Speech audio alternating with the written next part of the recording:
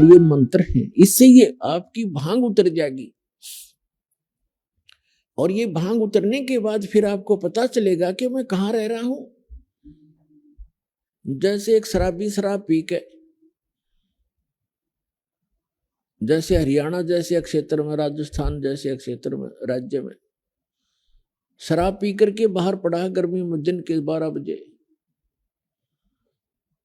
और बुरा हाल, पसीना पसीना हुआ है, रेत में लिपटा पड़ा है।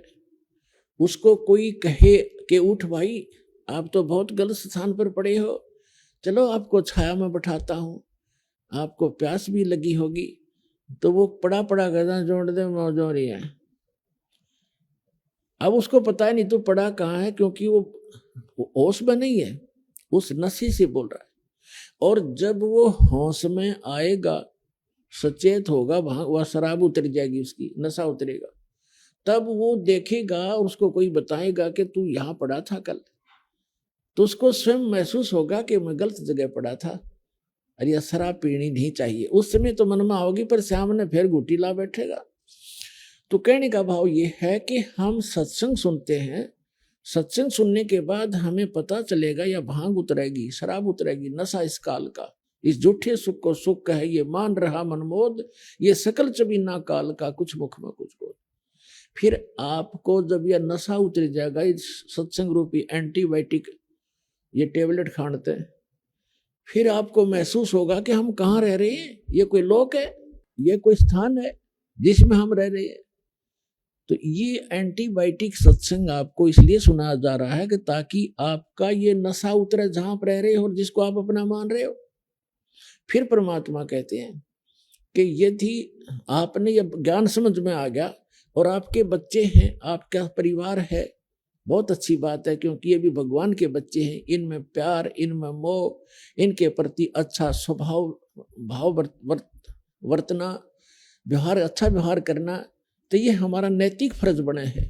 लेकिन इनको भी अगर सुरक्षित रखना चाहते हो, जब तक आपका जीवन है, ये बेमतलब की जो दुर्घटनाएं होंगी, अकाल मृत्युएं होती हैं, तो इनसे दुख होता है हमारे को, बच्चा मर गया, कोई पत्नी मर गई, कोई पति मर गया, किसी को कैंसर होगी, तो उनसे बचने के लिए परमात्मा कहते हैं आप मेरी द्वारा दी गई ये साधना करो, ये मंत्र जाप करो, मैं तुम्हारी फिर रक्षा करूंगा, अकाल मृत्यु नहीं होने दूंगा। तुम्हारे बच्चे तुम्हें प्यारे लगते हैं, 5 पिता प्यारे लगते हैं, तो ये तभी ये प्यार बना रहेगा जब सत भक्ति करोगे, ये भी सुरक्षित रहेंगे।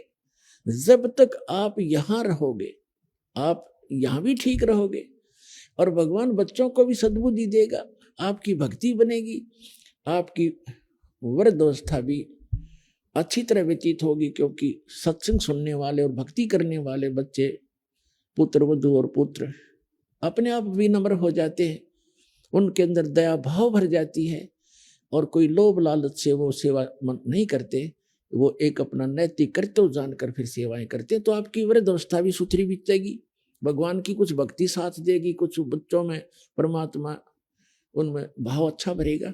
तो इस प्रकार परमात्मा कहते हैं जब तक आप यहाँ रहो इस गंदे लोक में, तो हमारी शरण ग्रहण करो, आपको यहाँ भी सुख दूंगा।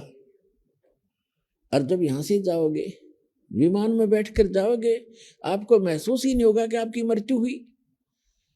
आप शरीर छोड़ोगे, पता नहीं चलेगा, क्योंकि ये तो एक ऊपर का खोखा है, ये तो सबसे गंदा बॉडी है जो आपको प्राप्त है, हमें प्राप्त है, और इसमें इसको हम फाइनल मान रहे हैं, तो बहुत अच्छा है। ये अच्छा इसलिए है कि इससे हम भक्ति कर सकते हैं, ना युक्ति अच्छा नहीं।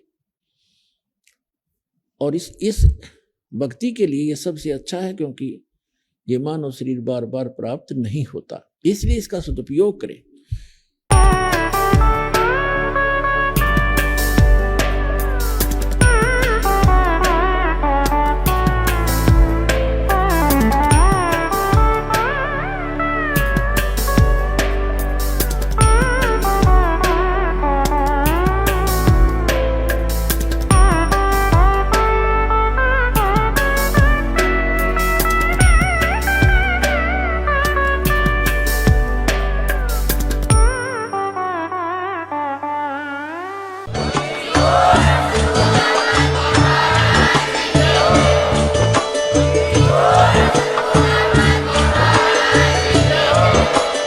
आप सुन रहे थे जगत गुरु तत्वदर्शी संत रामपाल जी महाराज जी के मंगल प्रवचन। अधिक जानकारी के लिए विजिट कीजिए हमारी वेबसाइट www.jagatgururampalji.org।